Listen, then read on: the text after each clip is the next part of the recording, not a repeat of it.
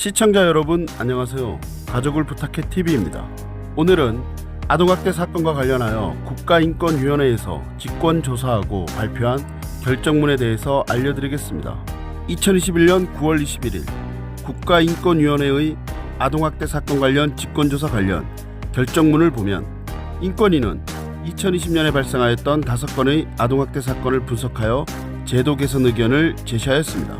2020년 10월 양모의 잔인하고 지속적인 학대로 16개월 여아 정인이가 세상을 떠났는데 당시 정인이는 두개골 골절과 뇌손상 그리고 췌장절단 등 아기가 견딜 수 없을 만큼의 상처가 몸 곳곳에서 발견되어 충격을 주었으며 세 차례의 아동학대 신고가 있었음에도 경찰 등 관계기관이 사고를 막지 못한 사실이 알려지면서 사회적으로 커다란 공분까지 일으켰습니다. 국가인권위원회는 정인이 사건을 어린이집 원장 등 아동을 직접 관찰한 사람이 세 차례에 걸쳐서 학대 의심 사례로 신고했다며 아동보호 전문기관에서 아동학대 정황을 파악하고 있었고 경찰이 수사를 진행했음에도 피해 아동의 안전이 확보되지 않고 학대 정황으로 사망하게 된 건으로 표현하였습니다. 결정문에는 여행용 가방 속에 7시간 가까이 감금됐다가 사망한 9살 초등학생 B군 사건도 언급되었습니다. 아동보호 전문기관은 2020년 5월 8일 아동학대 신고 통보를 받고 B군의 부모를 조사했으며 아동학대로 판단하였습니다.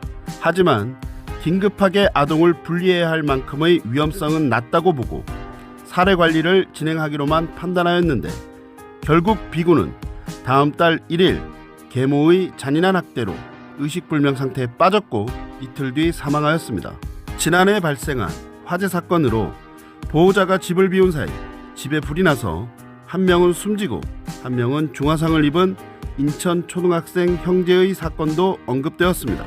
해당 가정은 이미 2018년과 2019년 방임과 가정환경 불량 등으로 아동학대 신고가 접수되어 아동보호 전문기관의 사례관리가 진행 중이었는데 2020년 5월에도 추가 신고가 접수되었습니다.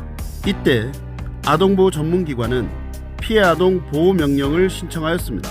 하지만 법원은 분리 필요성을 인정하지 않아 청구를 기각했고 상담이 바람직하다고 판단하였습니다. 10살과 8살 형제는 2020년 9월에도 단둘이 집에 있었는데 주방의 가스레인지를 잘못 만지면서 불이 나 끔찍한 사고가 발생하였습니다. 지적 장애가 있는 9살 아동이 복지시설에서 아동학대를 당한 사건도 있었습니다. 이 아동은 지난 2014년 동생과 함께 아동학대 피해를 입어 공동생활 가정에 입소했습니다. 아동보호 전문기관은 2017년 사례관리를 종결했는데 2020년 4월 피해 아동이 시설에서 감금되어 생활하던 사실이 드러났습니다. 위탁 가정에 살다 친부모에게 돌아간 뒤 지속적으로 신체학대를 당하다가 집에서 탈출한 9세 아동의 사례도 언급됐는데 통상적인 상황이었다면 관할 공무원이 피해 아동 가정을 방문해 학대 의심 정황 등을 살펴야 했지만 코로나 확산으로 해당 지방자치단체는 방문 조사를 실시하지 않은 것으로 조사되었습니다. 국가인권위원회는 앞서 언급한 사례들에서 아동학대 관리 시스템의 문제점이 다수 발견됐다며 정부의 제도 개선을 권고했습니다.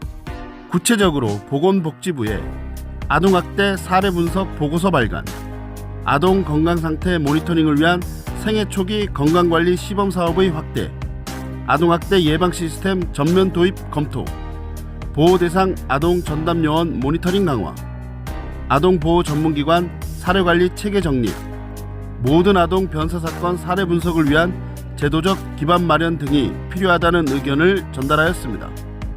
더 이상 약하고 죄 없는 아이들이 학대와 방임으로 고통받거나 죽는 일이 없도록 정부 및 관계기관은 국가인권위원회의 제도 개선 권고를 적극적으로 정책에 반영하시고 실행하여 주시기를 강력히 요청드립니다. 앞으로는 제2의 정인이 민영이 사건 그리고 앞에서 언급되었던 가슴 아픈 사건들이 발생하지 않기를 소망하면서 오늘 영상을 마치겠습니다. 저는 다른 영상으로 또 찾아뵙겠습니다.